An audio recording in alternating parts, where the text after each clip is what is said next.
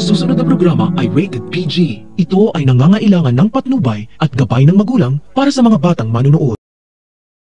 Kahit lumabas na ang maternity DNA test result ni Morgana at Zoe, ayaw pa rin maniwala ni Lynette dahil malakas pa rin ang kutob niya na si Morgana at si Moira ay iisa lang. Pero si Annalyn at Doc RJ kumbinsido na sa DNA test result ni Morgana at Zoe dahil may tiwala sila sa DNA testing center na nagsagawa ng DNA test kay Morgana at Zoe. Pero si Lynette nagdududa pa rin sa DNA test result dahil sa isip niya paano kung pinakialaman ni Madam Chantal ang resulta kaya nagmukhang pamangkin ni Morgana si Zoe. Ang hindi nila alam na unahan sila ni Madam Chantal sa DNA test ni Morgana at Zoe matapos na marinig ni Gilbert si Annalyn na ipina-DNA test nila si Morgana at Zoe.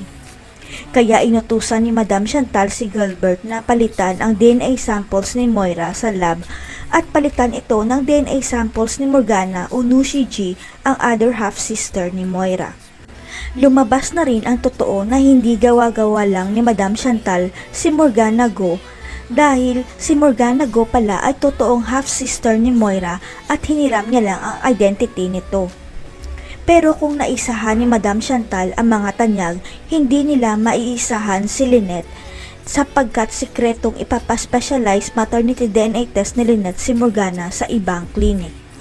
May naitago pa kasing buhok ni Morgana si Chang Susan at blood samples naman kay Zoe sa lab ng Apex, kaya ito ang ibibigay ni Lynette sa medtech ng DNA testing center.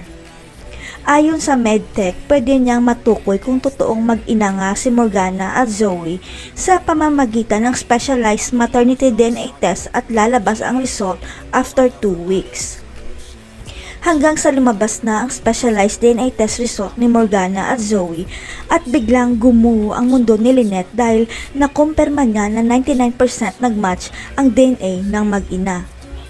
Ilalantad kaya ni Lynette ang specialized DNA test result ni Morgana at Zoe o manganganib ang buhay niya dahil hawak niya ang totoong DNA test result? Abangan!